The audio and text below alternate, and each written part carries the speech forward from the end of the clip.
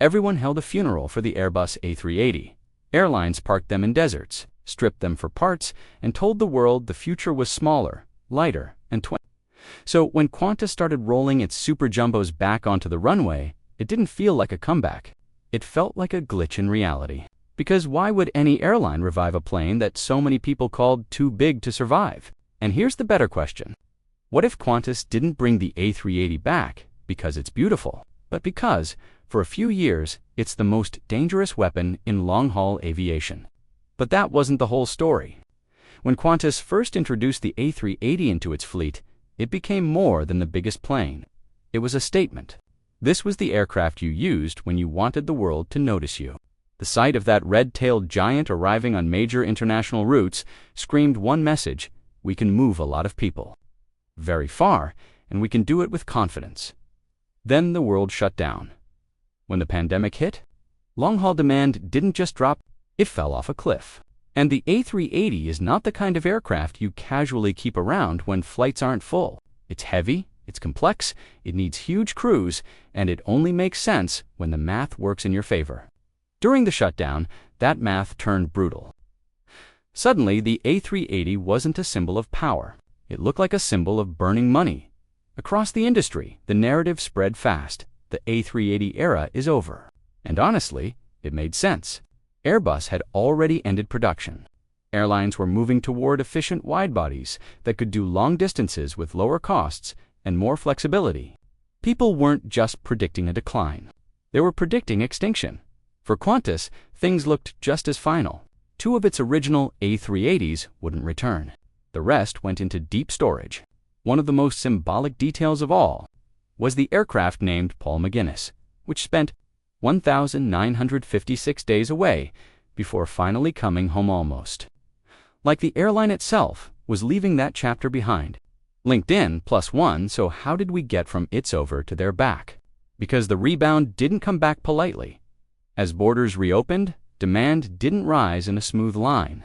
It surged, and airports didn't magically become less crowded just because the world had been paused.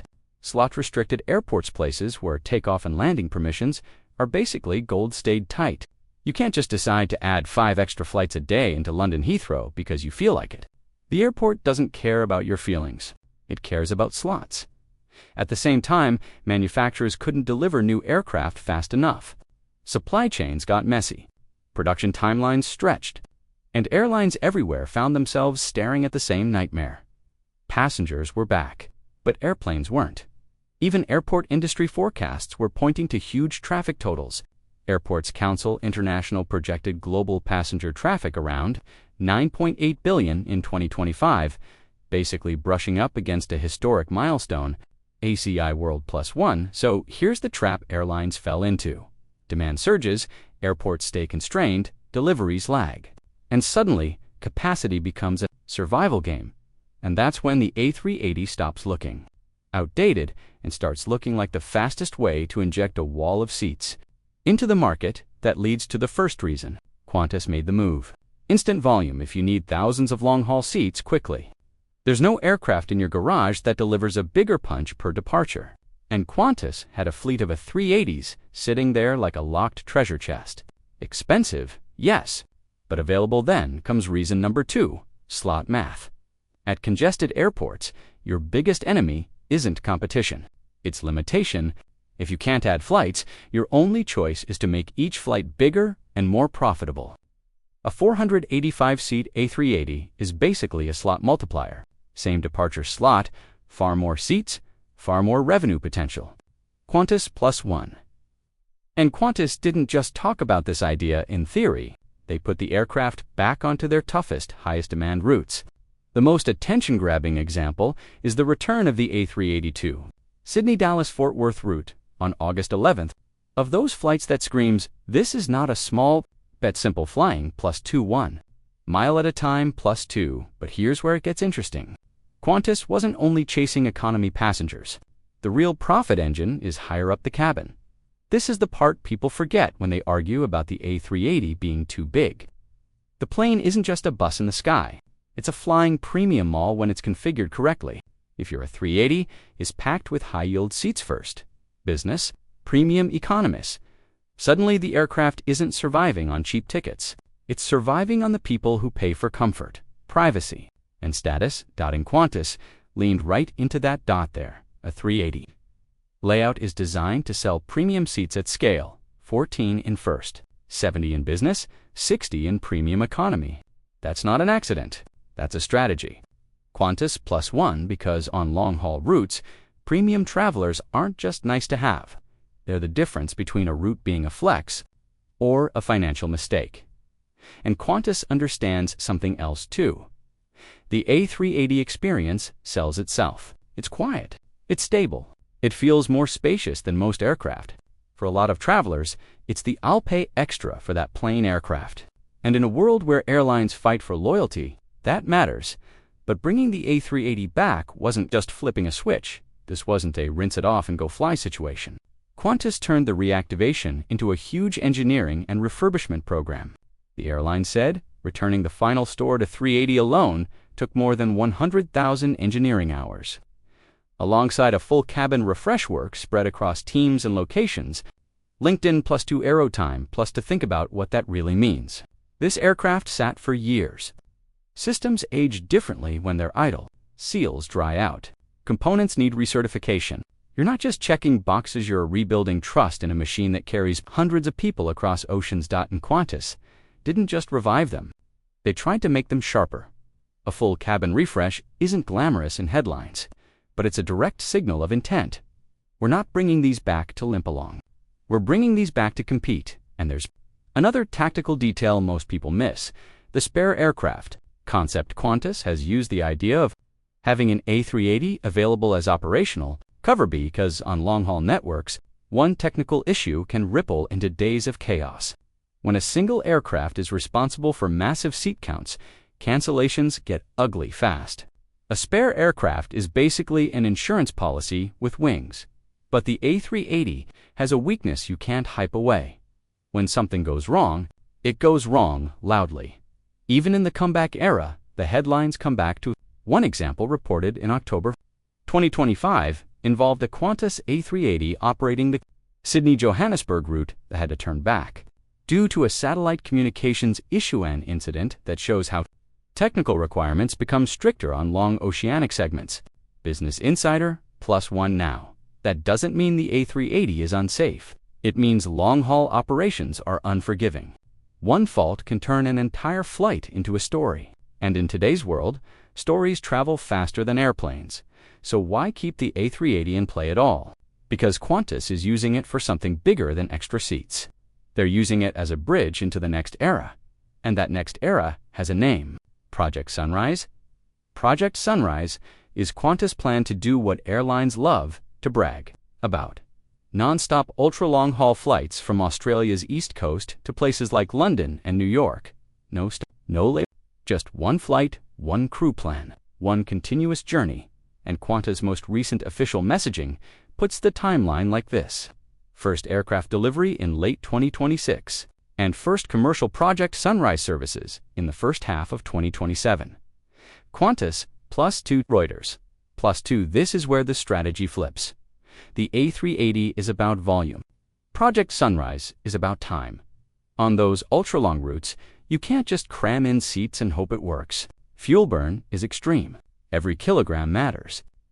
You end up building an aircraft that's more premium heavy, more optimized, and designed around human endurance.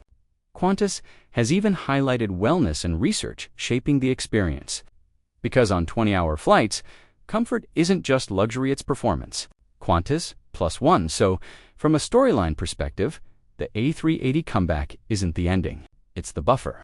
It's the bridge that stops Qantas from bleeding capacity while the future aircraft arrives. And now we get to the part that makes this whole thing spicy. Qantas is doing all of this while rebuilding trust in its brand. In recent years, Qantas has been hit with reputational issues that had nothing to do with the A380 itself, but everything to do with how customers feel about the airline.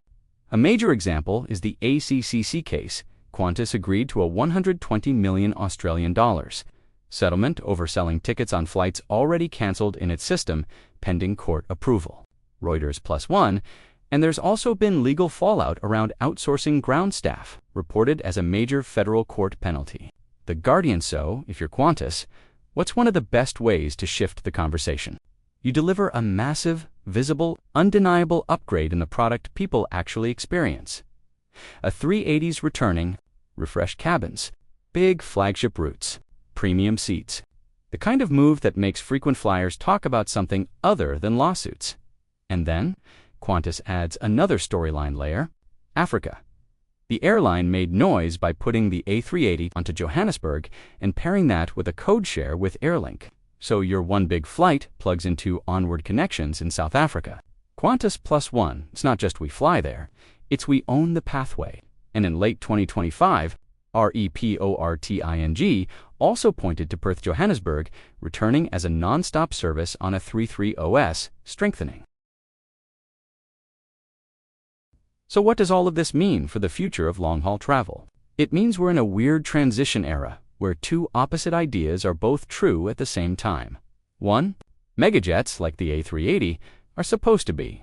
Over 2.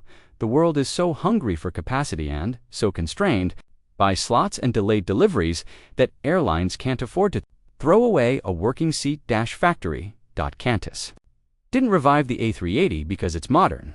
Qantas revived it because it's available, because it sells premium well when configured smartly, and because it lets the airline play a bigger game while it waits for the true future.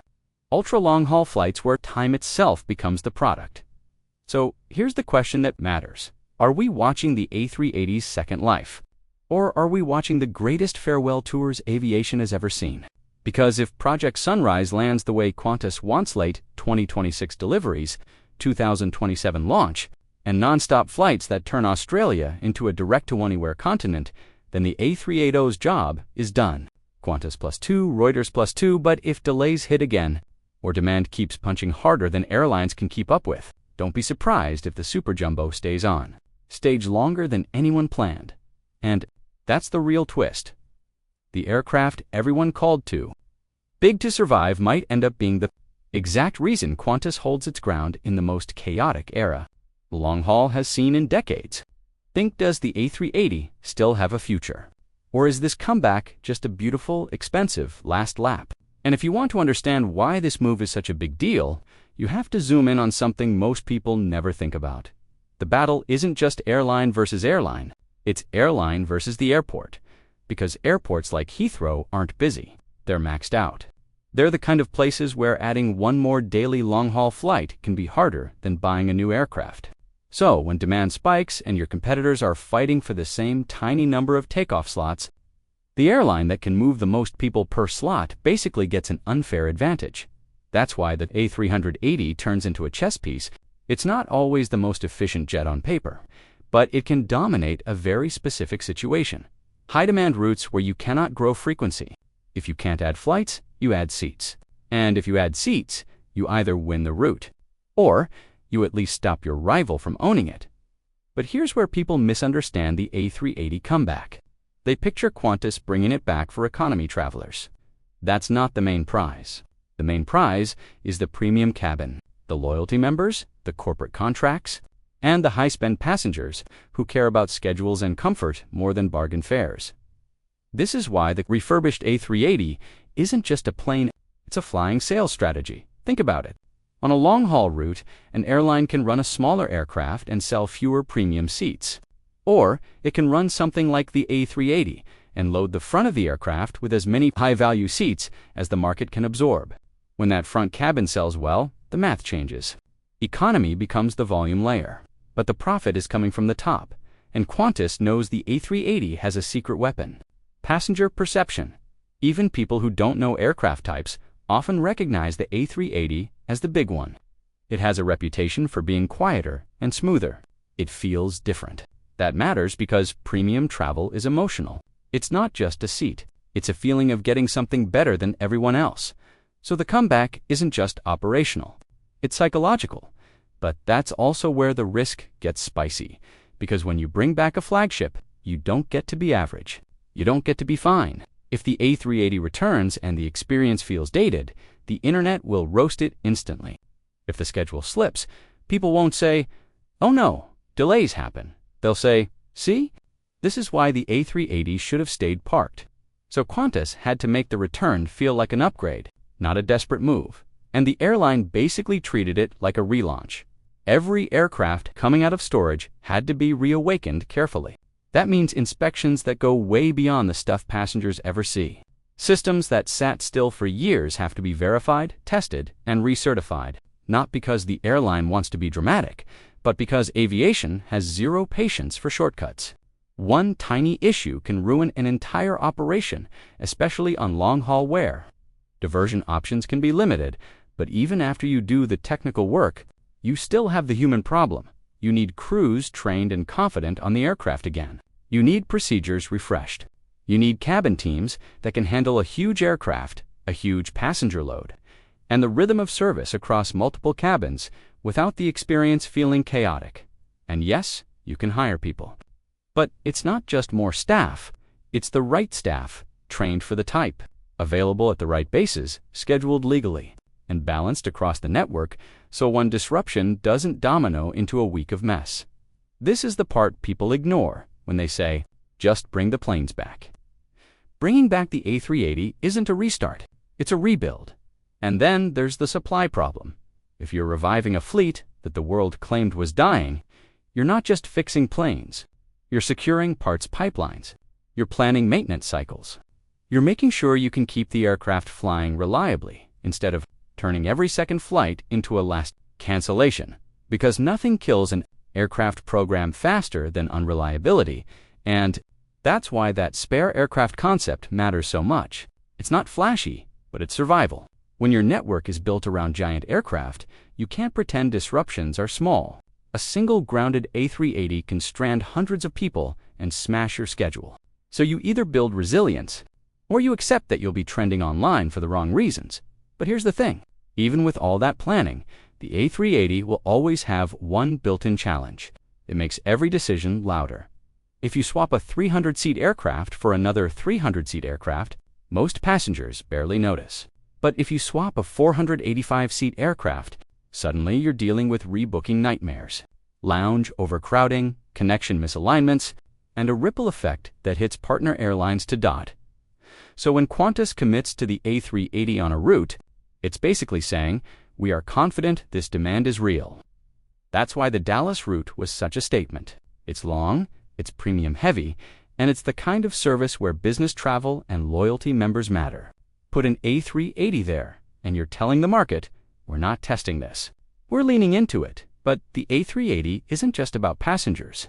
It's also about positioning, because while Qantas is playing this seat wall strategy, it's also fighting a very specific long-haul reality, the Middle East and Asia hub. Carriers have turned connecting traffic into an art form. If you're flying from Australia to Europe or North America, you have options, a lot of them, and many routes can be cheaper with a stop dot. So Qantas has to sell something different. Sometimes it's the premium product. Sometimes it's loyalty perks. Sometimes it's schedule convenience. And in the future, it's going to be something even bigger. Non-stop, ultra-long haul. That's where Project Sunrise comes in like a plot. Twist dot, because Sunrise flips the logic completely. The A380 is about taking one slot and stuffing it with as much demand as you can. Sunrise is about taking a premium traveler and selling them something almost no one else can sell. Time. A direct flight that removes the stop, removes the waiting. The connections, the layover stress, the will my bag make it anxiety.